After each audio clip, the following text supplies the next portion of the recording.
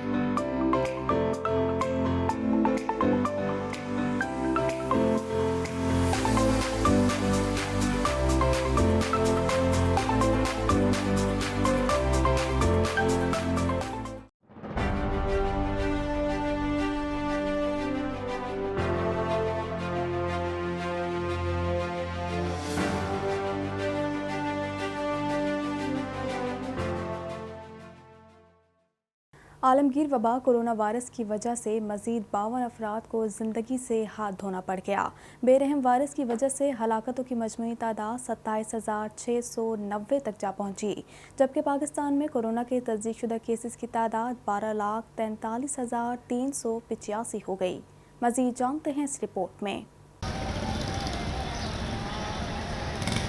NCOC کے تازہ ترین اعداد و شمار کے مطابق گزشتہ 24 گھنٹوں کے دوران 1,560 نئے کیسز رپورٹ ہوئے۔ پنجاب میں 4,30,353، سندھ میں 4,56,897، خیبر پختونخوا میں 1,73,548، بلوچستان میں 32,888، گلگت بلتستان میں 10,311، اسلام آباد میں 1,05,287 جبکہ آزاد کشمیر میں 34,101 کیسز رپورٹ ہوئے۔ ملک بھر میں اب تک 1,93,33,471 افراد کے ٹیسٹ کیے گئے۔ گزشتہ 24 گھنٹوں کے دوران 48,836 نئے ٹیسٹ کیے گئے۔ اب تک 11,67,189 مریض صحت یاب ہو چکے ہیں جبکہ 3,948 مریضوں کی حالت تشویشناک ہے۔ وزیر اعظم عمران خان کا کہنا ہے کہ سڑکوں کی تعمیر میں کرپشن ملک کا سب سے بڑا ڈاکہ ہے اور ہم نون لیگ کے دور سے سستی سڑکیں تعمیر کر رہے ہیں۔ مزید جانتے ہیں اس رپورٹ میں۔ وزیر اعظم عمران خان نے جھیل جھاؤ بیلا روڈ کی بحالی اور اپ گریڈیشن کا سنگ بنیاد رکھنے کی تقریب سے خطاب کرتے ہوئے کہا ہے کہ ملک میں سڑکیں بنانے میں قوم کا پیسہ چوری ہوتا رہا۔ جب تک بلوچستان میں سڑکیں نہیں بنیں گی تو ترقی کیسے ہوگی؟ کم ریٹ پر کوالٹی سڑک بنانا کمال ہے۔ سڑکوں کی کم لاگت میں تعمیر اس بات کا ثبوت ہے کہ ماضی کی حکومتوں نے کرپشن کی۔ 4 لین کا 20 کروڑ کا فرق اور اس کے باوجود کہ اتنی مہنگائی ہوئی اب تب سے لے کے اب تک، تو میں اب یہ سوچ رہا ہوں کہ اگر ہم اسی ریٹ پہ سڑکیں بناتے جو آج بنا رہے ہیں تو ہمارے پاس کتنا پیسہ بچتا اور سڑکیں بنانے میں۔ اور یہ اصل میں یہ نقصان ہوتا ہے قوم کو جب کرپٹ لوگ آتے ہیں تو وہ اصل میں قوم کا پیسہ چوری کرتے ہیں۔ وزیر اعظم نے کہا کہ غریب ملکوں میں سب سے زیادہ کرپشن ہے۔ جو علاقے پیچھے رہ گئے ہیں ان کی مدد کر رہے ہیں۔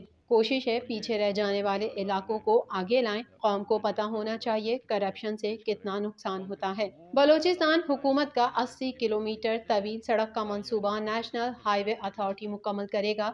2 لین سڑک کا یہ منصوبہ 11,835 ملین روپے کی لاگت سے 3 سالوں میں مکمل ہوگا۔ منصوبے سے مقامی لوگوں کو روزگار کے 3,000 مواقع بھی میسر آئیں گے۔ پاکستان نے بھارت کی جانب سے مبینہ پاکستانی عسکریت پسند کی ہلاکت اور گرفتاری کی خبروں کی تردید کرتے ہوئے کہا ہے کہ بھارتی الزامات پاکستان کی ساکھ کو خراب کرنے اور مقبوضہ کشمیر میں اپنی گھناؤنی سرگرمیوں سے دنیا کی توجہ ہٹانے کے لیے بھارتی پروپیگنڈا مہم کا حصہ ہے۔ مزید جانتے ہیں اس رپورٹ میں۔ پاکستان نے کہا ہے کہ ہم نے مقبوضہ جموں کشمیر میں انسانی حقوق کی سنگین خلاف ورزیوں کے بارے میں ڈوزیر کے ذریعے دنیا کے ساتھ ناقابل تردید شواہد شیئر کیے ہیں۔ اس وقت بھی ہزاروں نوجوان کشمیری مختلف الزامات کے تحت بھارتی جیلوں میں قید ہیں۔ بھارت وقتاً فوقتاً ان نوجوانوں میں سے کچھ کو دنیا کے سامنے مبینہ عسکریت پسند کہہ کر پیش کرتا رہتا ہے۔ دفتر خارجہ کی جانب سے جاری بیان میں ترجمان دفتر خارجہ کا کہنا تھا کہ جب بھی بھارت عالمی برادری کا دباؤ محسوس کرتا ہے وہ مقبوضہ جموں کشمیر میں اپنے مظالم اور پاکستان کے خلاف دہشت گردانہ سرگرمیوں کو چھپانے کے لیے جھوٹے فلیگ آپریشن، جعلی مقابلوں اور جعلی اسلحے کی بازیابی کی کارروائیاں شروع کر دیتا ہے۔ ان کارروائیوں میں بھارتی قابض افواج کی شمولیت کوئی نئی بات نہیں ہے۔ سربراہ national command and operation centre Asad Umar نے کہا ہے کہ بندشوں کا فیصلہ وبا کا پھیلاؤ دیکھ کر کیا جاتا ہے۔ 1 اکتوبر سے ویکسینیشن کی بنیاد پر بندشیں لگیں گی۔ پابندیاں ویکسین نہ لگوانے والوں کے لیے ہوں گی۔ اس حوالے سے مزید جانتے ہیں۔ معاون خصوصی صحت ڈاکٹر فیصل کے ہمراہ پریس کانفرنس کرتے ہوئے NCOC کے سربراہ وفاقی وزیر اسد عمر کا کہنا تھا کہ ویکسین کورونا سے نجات کا واحد حل ہے اور دنیا سمجھ چکی ہے کہ کورونا کا مقابلہ صرف ویکسین سے ہی ممکن ہے۔ NCOC اجلاس میں بھی ویکسین لگانے کے عمل کا جائزہ لیا گیا، جس کے بعد فیصلہ کیا گیا کہ 40% ویکسینیشن والے شہروں میں پابندیاں نرم کی جائیں گی اور ان 8 شہروں کے علاوہ باقی شہروں میں پابندیاں 15 اکتوبر تک برقرار رہیں گی۔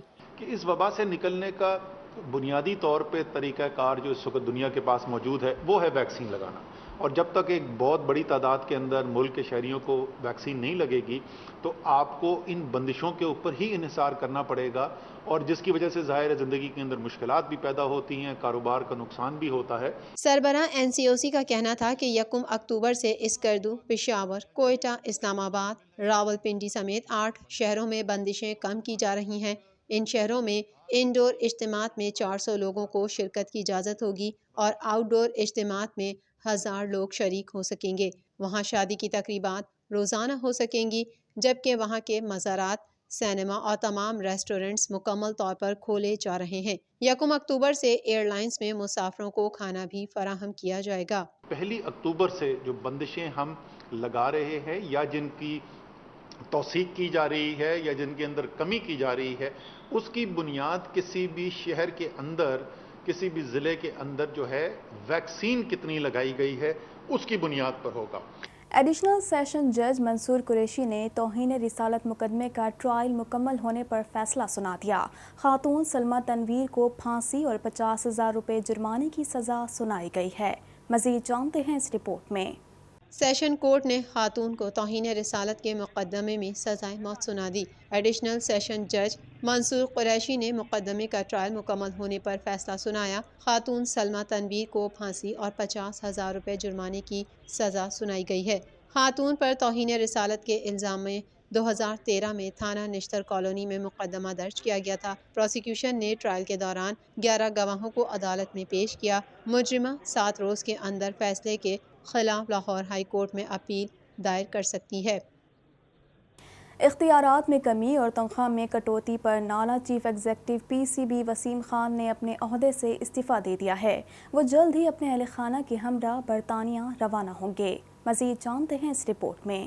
اختیارات میں کمی اور تنخواہ میں کٹوتی پر chief executive P C be نالا وسیم خان نے اپنے عہدے سے استعفیٰ دے دیا۔ پاکستان کرکٹ بورڈ میں استعفوں کا سلسلہ تھم نہ سکا۔ ذرائع کے مطابق وسیم خان نے گزشتہ روز chairman P C B Ramiz Raja سے ملاقات کی، جس میں رمیز راجہ نے تنخواہ اور اختیارات میں کمی کا عندیہ دیا، جس کے بعد chief executive P C be Wasim Khan نے اپنا استعفیٰ پیش کر دیا۔ وسیم خان نے فروری 2019 میں اپنا عہدہ سنبھالا تھا اور ان کے پاکستان کرکٹ بورڈ سے کانٹریکٹ کی مدت اگلے برس ختم ہونی تھی۔ وسیم خان جلد اپنے اہل خانہ کے ہمراہ انگلینڈ روانہ ہوں گے۔ تکذیب نکاح کیس میں کمرہ عدالت میں معروف اداکارہ میرا نے رو رو کر انصاف کے لیے دہائیاں دیتے ہوئے کہا کہ جج صاحب میں 10 سال سے انصاف کے لیے در بدر پھر رہی ہوں۔ مزید تفصیلات جانتے ہیں اس رپورٹ میں۔ سیشن کورٹ لاہور میں اداکارہ میرا کی تکذیب نکاح اپیل پر سماعت ہوئی۔ دوران سماعت اداکارہ میرا نے کمرہ عدالت میں انصاف کے لیے رو رو کر دہائیاں دیں۔ اداکارہ کمرہ عدالت میں رو رو کر اپنی صفائیاں پیش کرتی رہیں اور کہا، جج صاحب میں 10 سال سے انصاف کے لیے در بدر پھر رہی ہوں۔ جج صاحب میں امریکہ کی عدالت میں پیش ہوئی تو وہاں میری بات کو مکمل سنا گیا۔ عدالت نے اداکارہ میرا کو چیخ چیخ کر بولنے سے منع کر دیا اور ترمیمی شواہد پر وکلا کو بحث کے لیے طلب کرتے ہوئے سماعت 5 اکتوبر تک ملتوی کر دی۔ خیال رہے کہ فیملی کورٹ نے اداکارہ میرا کو عتیق الرحمان کی بیوی قرار دیا تھا، تاہم اداکارہ میرا نے فیملی کورٹ کے فیصلے کے خلاف اپیل دائر کر رکھی ہے۔ مزید خبریں بھی بلیٹن کا حصہ ہوں گی مگر اس بریک کے بعد۔